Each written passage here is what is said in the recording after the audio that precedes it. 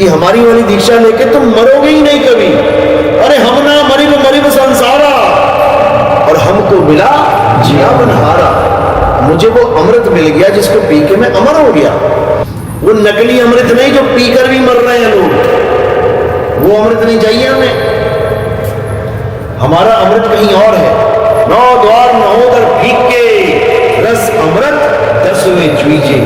हमारा अमृत कहीं और है, हम कहीं और जाके पिएंगे। और लोगों का अमृत कहाँ ये गले में टपक रहा है, बताओ। बलगम को अमृत बना बना के पिलाते हैं लोग। बहुत बढ़िया, बहुत बढ़िया। उसके बाद फिर मैं थोड़ा सा ही गया। उसके बाद मैं गया फिर महाराज जी माने। महाराज कौन से? माने गुरु बख्श माने।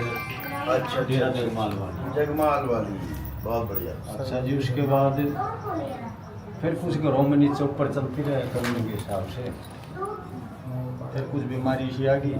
फिर मैं ब्रह्म कुमार स्वामी का समागम था पानीपत में 15। अच्छा, बीमारी दूर करने वाले। हाँ, मैं वहाँ चले गए। वहाँ जाने के बाद फैसला हो नहीं पाया, जुड़े ना जुड़े, जुड़े ना जुड़े। लेकिन फिर आखिरकार हमने मोड़ी में बेटे ने भी, मैंने मेरी आपसे फ़ोन पर बात हुई थी। पहली दीक्षा आपने 4-5 महीने पहले दी। सत्संग बहुत सुने जी, राधा स्वामी का सत्संग भी सुना।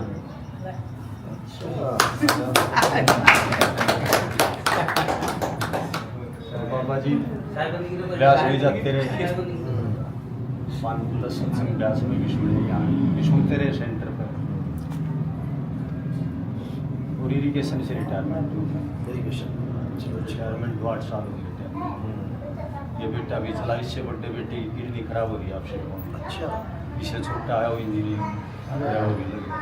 ये प्राइवेट जॉब करता है। 2 बेटी है, उनकी शादी करेगी।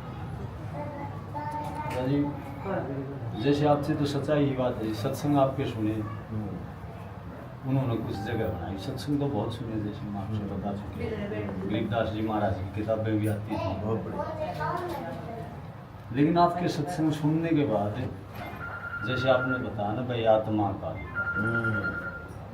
उस जगह पर सारा खेल ही आत्मा का है। अलग, इसलिए हम आपके चरणों में आए।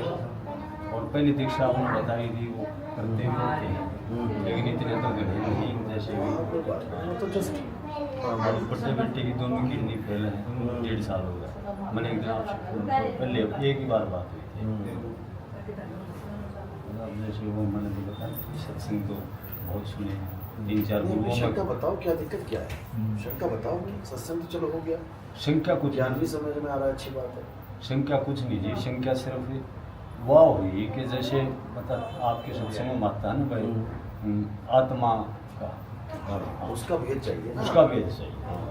आत्मा का भेद ही समझाने आता है गुरु, और क्या देने आएगा? हमने आत्मा का, वैसे तो देखो जी, आत्मा आत्मा बहुत सत्संगों में सुनी। सारे कर रहे हैं। और पत्थर पूजने वाला आत्मा आत्मा कर रहा है। हाँ, और एक से एक आपने पता है जी, राधा स्वामी के कितने हाई फाई सत्संग हैं।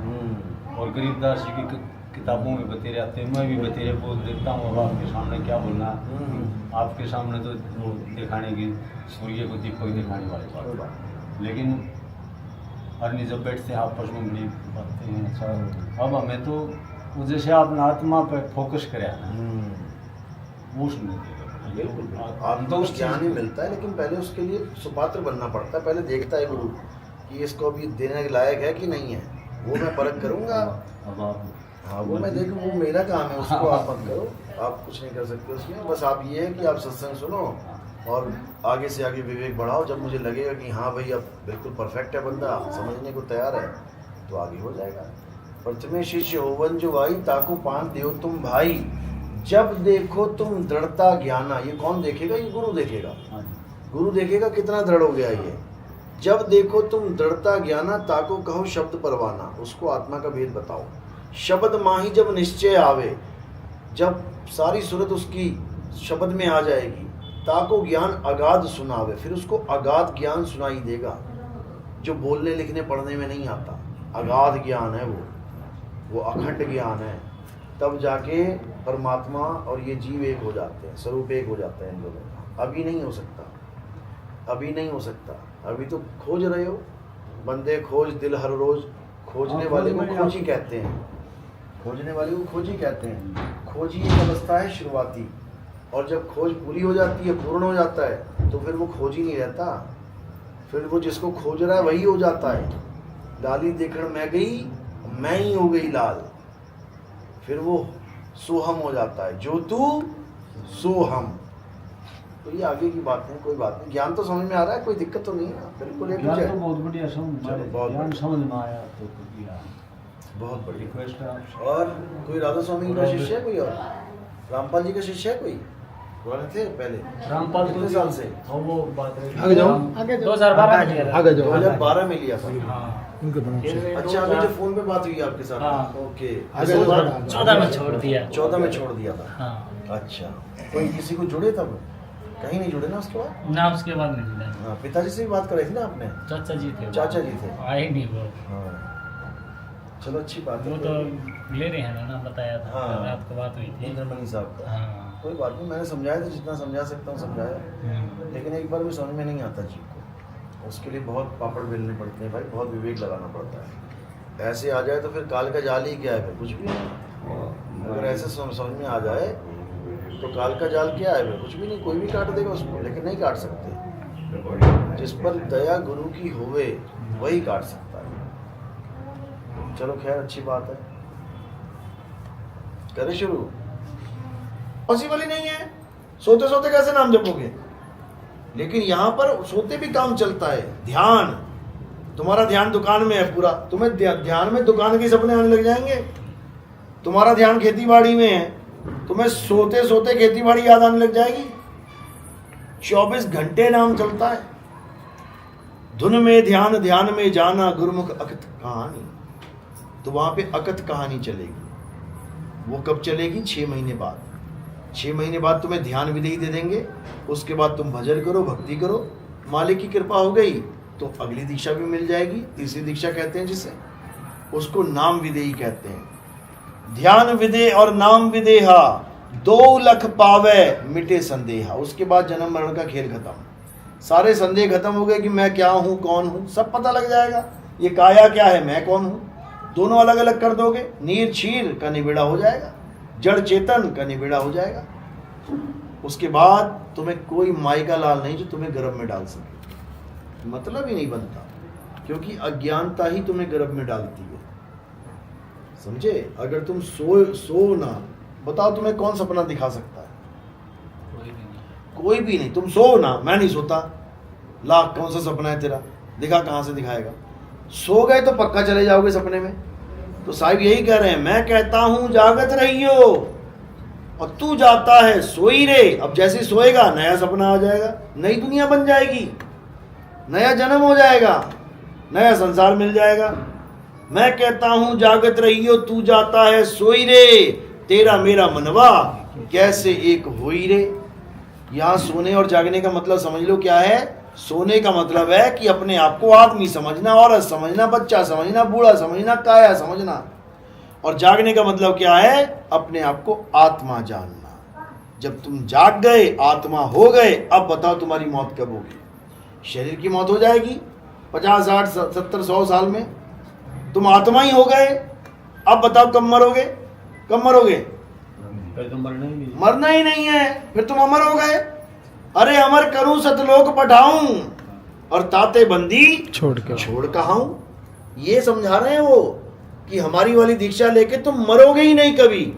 अरे हम ना मरिब मरिब संसारा और हमको मिला जिया बनहारा। मुझे वो अमृत मिल गया जिसको पी के मैं अमर हो गया। वो नकली अमृत नहीं जो पीकर भी मर रहे हैं लोग, वो अमृत नहीं चाहिए हमें। हमारा अमृत कहीं और है।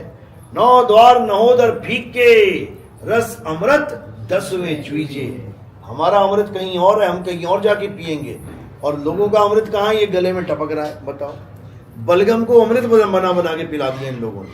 महात्मा से पूछा मैंने कि वो 10वां द्वार कहाँ है? कहते ये देखो गले में है ना, ये 10वां द्वार है। यहाँ से क्या होता है? कह रहा यहाँ से अमृत टपकता है। मैं जाता कहाँ है? कहता पेट में जाता है। मैंने कहा फिर तो अमर हो जाना चाहिए तेरी काया। जब तेरे पेट में अमृत ही चला गया, अमृत के पीछे क्यों पागल है लोग? अमृत के पीछे इसलिए पागल है कि अमृत पी लूं तो मैं अमर हो जाऊंगा। राहु इसीलिए तो घुस गया था देवताओं की लाइन में कि यार 2 बूंदे मेरे अंदर भी चली जाए, मैं अमर हो जाऊंगा। चलो वो तो फिर भी अमर हो गया, सिर कट के भी ना मरा। तुम बताओ, तुम भी अमृत पी रहे हो, तुम्हारा सिर काट दे, मुंडी काट दे तुम्हारी, जिंदा रहोगे क्या?